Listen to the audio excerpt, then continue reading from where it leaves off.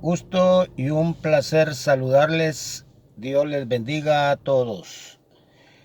Antes de empezar esta parte de la prédica o estudio bíblico, quisiera darle las gracias al pastor Axel, a su iglesia y muchos hermanos que oraron por mí, porque hace 2 días entré en cirugía y ustedes pueden ver con este ojo, ya estoy viendo 20/20 y 20/20 del otro. Gracias a Dios, fue una sanidad por etapas. Dios usó a un oftalmólogo especialista que me hizo esta operación. Gracias a Dios por todo y gracias a Dios a los hermanos. Axel, gusto y un placer. Y para mí no hay palabras como para darte estas gracias.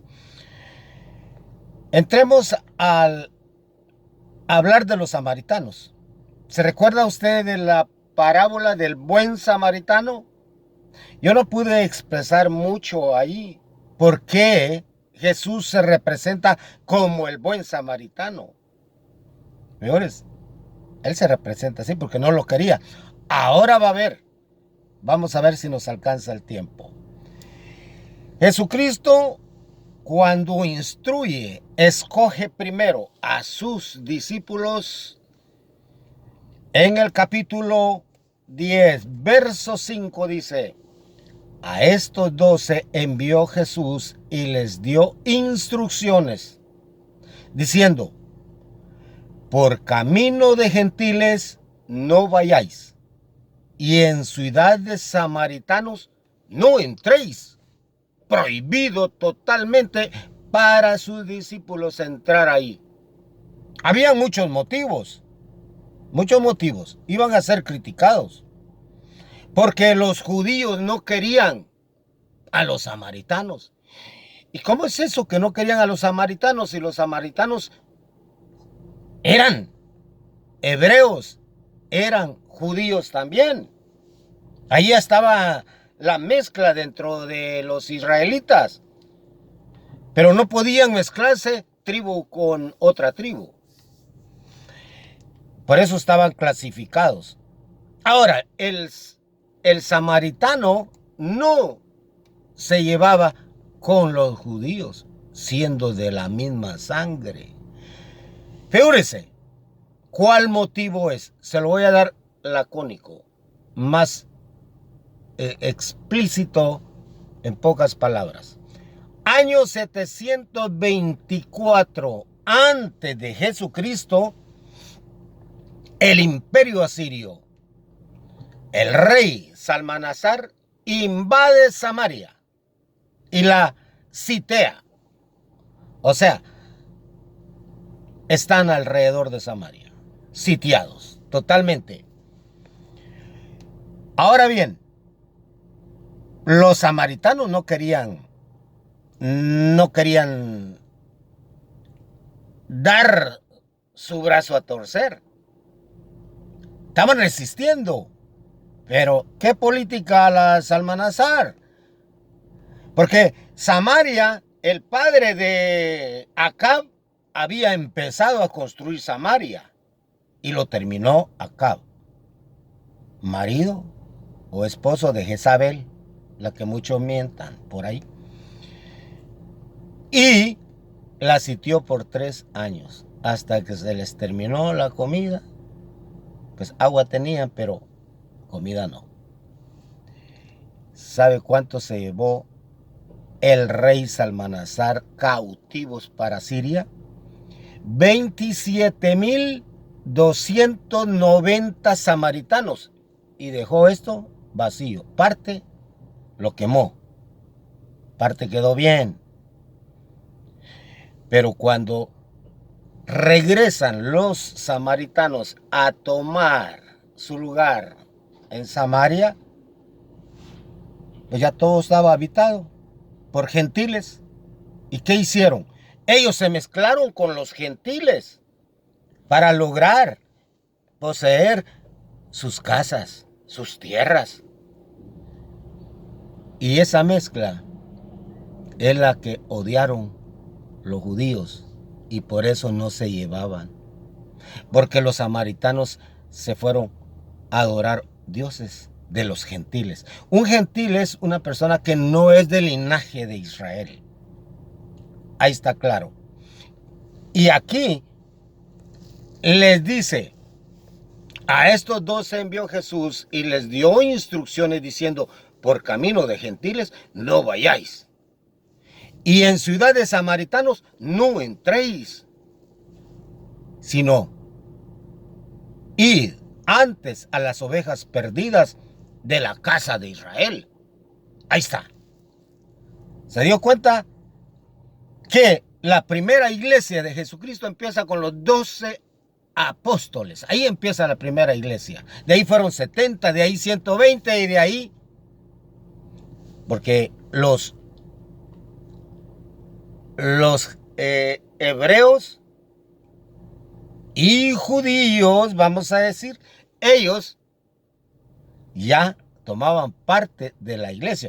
Porque acuérdese de que Él les prohibió aquí, pero Él abre el camino. Más adelante, Él abre el camino para que sus discípulos puedan entrar.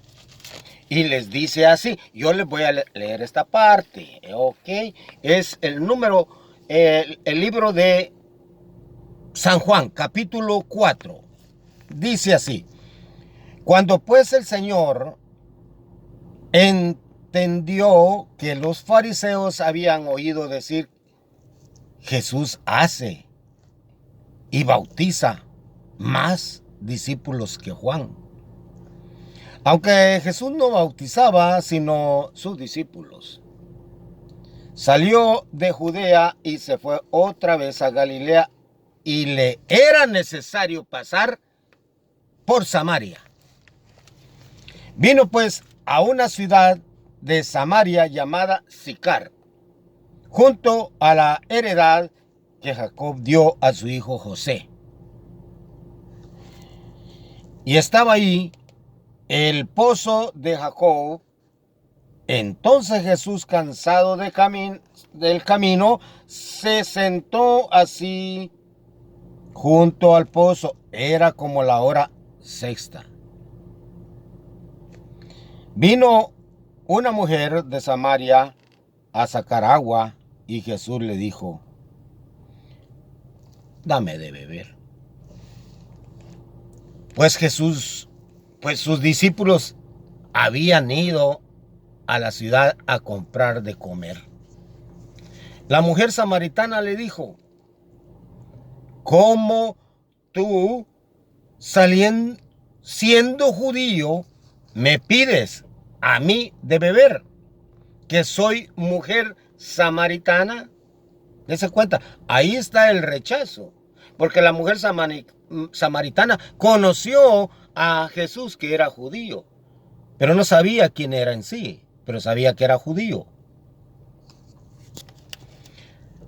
Respondió Jesús y le dijo, si conociereis el don de Dios y quién es el que te dice, dame de beber, tú le pedirías y él te daría agua viva.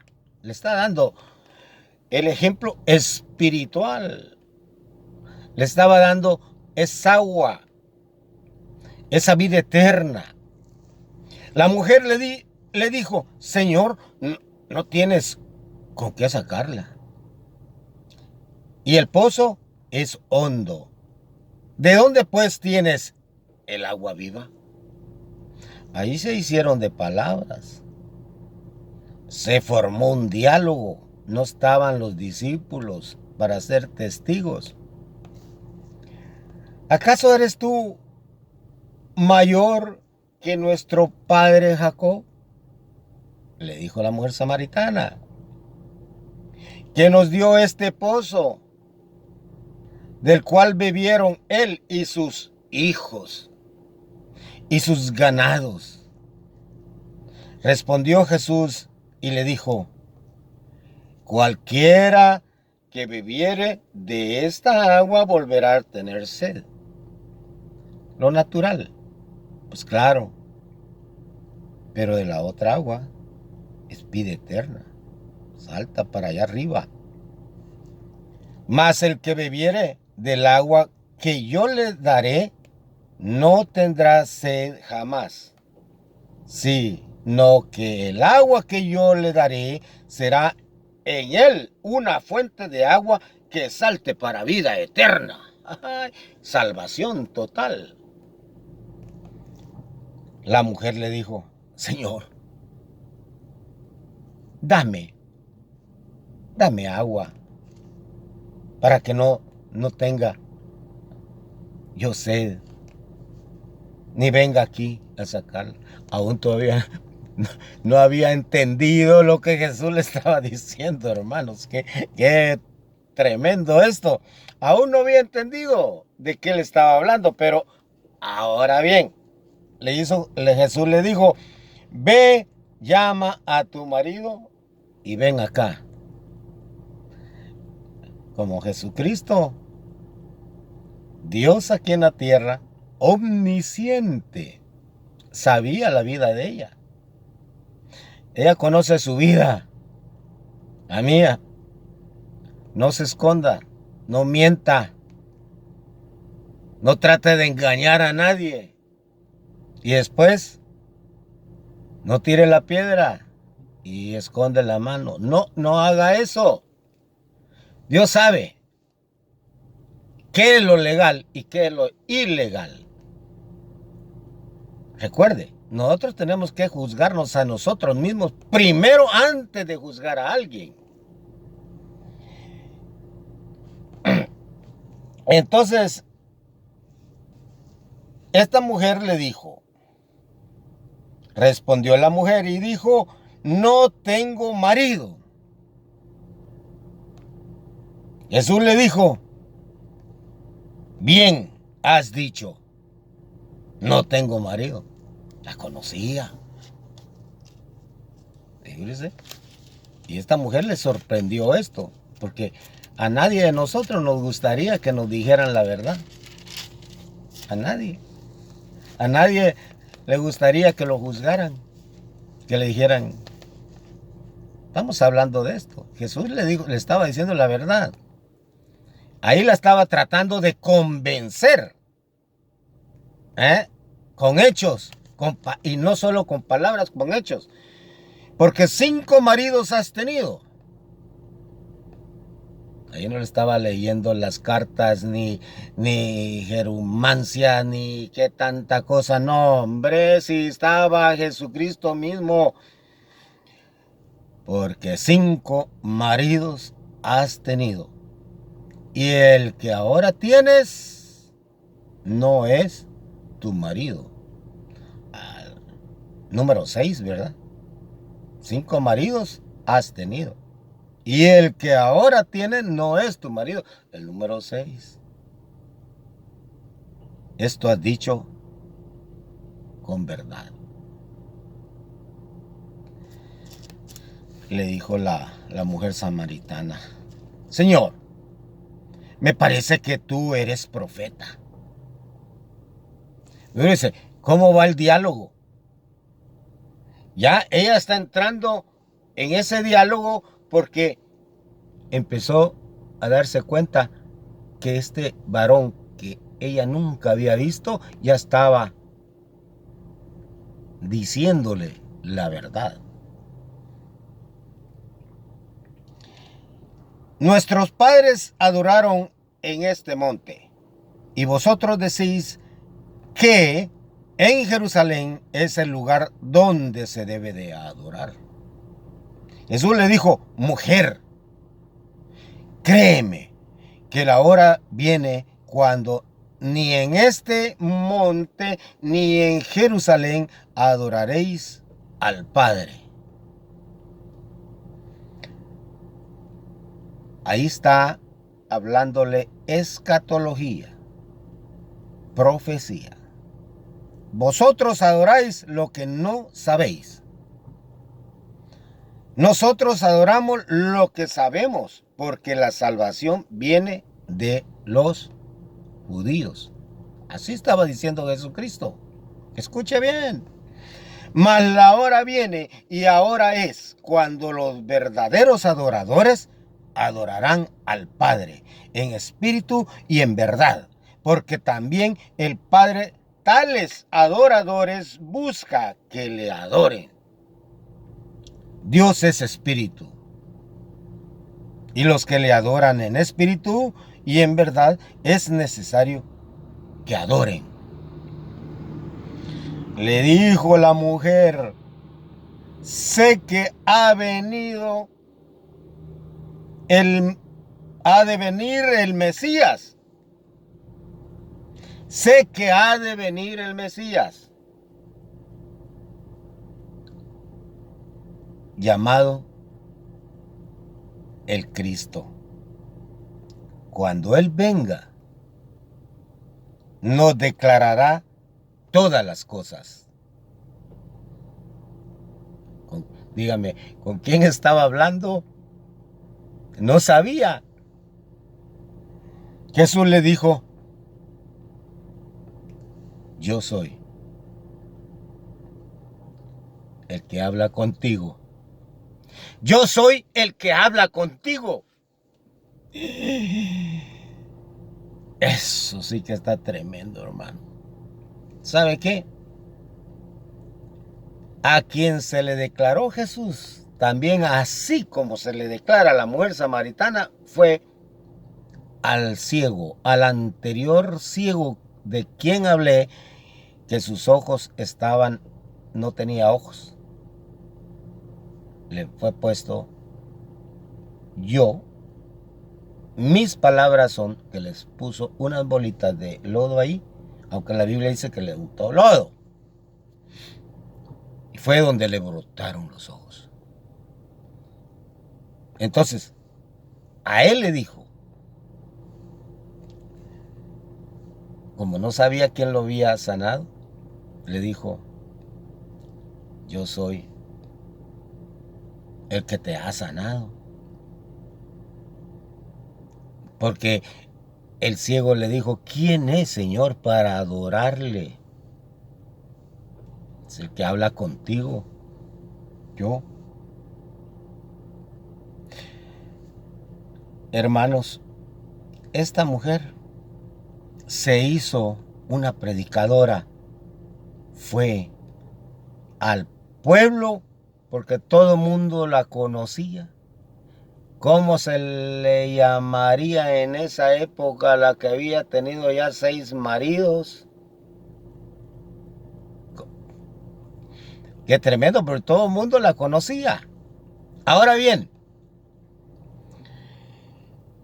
ella les predica, les dice que un varón le ha dicho la verdad de las cosas y les declara a todos.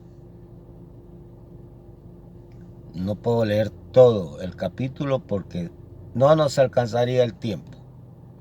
Viene todo el pueblo a escucharlo ahí en el pozo de Jacob, e incluso lo invitaron que se quedara ahí con ellos, y todo Samaria se convirtió a Jesucristo. Toda Samaria en su totalidad se hicieron cristianos y eran judíos. Está tremendo, hermanos. ¿Por qué Jesucristo anteriormente les prohibió que no fueran a Samaria? Porque Él iba a llegar primero y iba a convertir a todos los samaritanos. Porque si los apóstoles hubieran ido antes, le aseguro, o los apedrean, o los rechazan, los golpean, y los apóstoles apenas estaban empezando un ministerio con Él, aunque Él los instruía. A mí me han dicho: la mucha letra mata. Lo siento mucho, pero a mí la letra nunca me ha matado. Más si es de la Biblia. Me ha instruido y me he sentido más bendecido cuando leo la palabra de Dios. ¿Cómo es eso? No que los apóstoles no fueron a ningún instituto y mucho menos a una universidad. Amigo, yo hubiera deseado que Jesucristo mismo hubiera sido mi propio catedrático maestro, porque Él es maestro de maestros. Cuando estuvo aquí en la tierra, maestro de maestros. Y sigue siendo maestro de maestros y rey de reyes y señor de señores. Nadie como Él. Gusto hubiera sido para mí que Él hubiera sido mi catedrático. Aprender de Dios mismo. Ellos, por 3 años, se apartó Jesucristo a darles instrucción. Dice que los instruía, les enseñaba aparte de toda la gente. De ahí se iban hasta que se graduaron, porque los probó, los examinó varias veces. Ese es otro tema. Probó la fe de Pedro también. La fe se puede disolver así nomás. ¿Cómo? La duda. La duda mata la fe. Porque si usted duda, de nada le sirve que tenga fe. Porque la fe es la que lo hace nada. Nada. Disuelve la fe. Pero mientras que nosotros tengamos las escrituras y las podamos leer, aquí hay misterios ocultos, incluso que no conocemos. Recuerda, cada paso que Jesucristo dio aquí en la tierra, cada paso tiene un contenido especial. Así es. Pero si nos vamos después de que Samaria ha aceptado a Cristo, vámonos al libro de los Hechos, capítulo 1, verso hasta el verso 8.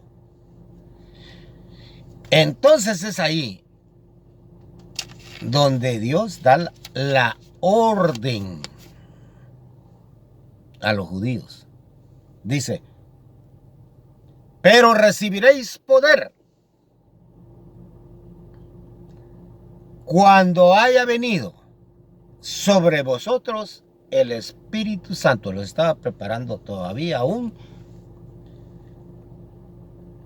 Y me seréis testigos en Jerusalén, en Judea, en Samaria y hasta lo último de la tierra. Ahí ya tenían libre el paso para ir a todos los lugares. Ahora yo hago una pregunta. ¿Estaríamos nosotros dispuestos a morir por la causa de Cristo? Como los apóstoles. Ellos se ganaron la palabra discípulos, luego apóstoles y misioneros. Y Jesucristo les advirtió que no se movieran del aposento alto, porque ahí va a descender el Espíritu Santo. Eso está tremendo, porque de ahí iba a salir la gran comisión, o salió la gran comisión, hablando diferentes idiomas. Figúrese que si yo hubiera estado ahí, un ejemplo, si hubiera estado ahí en el aposento alto, pues no hubiera hablado solo español, inglés, francés, italiano, de todas las clases de idiomas, vamos a decir. ¿Usted cree que Pedro, a quien consideraban o consideran algunos que era iletrado, no hablaba idiomas? Pablo, multilingüístico, pero dieron la vida por Jesucristo. 100%, hermanos. dieron la vida y muerte cruel. ¿Estaría usted dispuesto o dispuesta a dar la vida por una oveja? ¿Daría la vida por una oveja? Júzguese a sí mismo, porque ese es el llamado que debemos de tener. Y no solo yo, todos debemos de tener. Y más responsabilidad hay cuando el pastor es el encargado de aquellas ovejas. Voy a hablar, un día de esto voy a hablar, ¿qué es el cayado? ¿Qué significa el cayado? La vara de Moisés, la vara que está en el arca del pacto. ¿Qué significado tienen estas tres cosas que hay allí hasta hoy? Y la vara, ¿cuál es su verdadero significado? Y yo la tengo, la conservo bien, y con ella también hago uso de esa vara. Vamos a hablar más adelante, si Dios lo permite. Vamos a estar nuevamente juntos hablando de la palabra de Dios. Yo bendigo Guatemala, a los Estados Unidos por ser americano, a los demás países del mundo. Yo los bendigo, a Israel, el pueblo de Dios, que ocupa un lugar especial, no solo como el hijo mayor en la parábola del hijo pródigo y el hijo menor, que también es Israel, pero lavado con la sangre de Cristo. En esa iglesia lavada por la sangre de Cristo, en el hijo pródigo, este hijo menor, ahí estamos integrados nosotros como iglesia. Próximamente les voy a dar la parábola del buen samaritano. El trasfondo de esa parábola es lo mejor para mí. Y se va a dar cuenta qué conexión tiene esa parábola del hijo menor con el rico y Lázaro. Hermanos, yo los bendigo a todos en el nombre del Padre, del Hijo y del Espíritu Santo, para que Dios les dé fuerzas, para que Dios le ilumine su mente y le dé el deseo de leer las Santas Escrituras, porque eso es lo mejor que podemos tener los cristianos, porque Jesucristo está cerca. La venida de nuestro Señor Jesucristo está cerca. El día ni la hora no lo sabemos, pero los tiempos sí. Y ya estamos cerca de que Cristo venga. No sabemos qué día va a ser el trompetazo final. Al sonar ese trompetazo final, que se oirá a los cuatro cabos de la tierra, y todo mundo lo va a escuchar. No va a venir en silencio.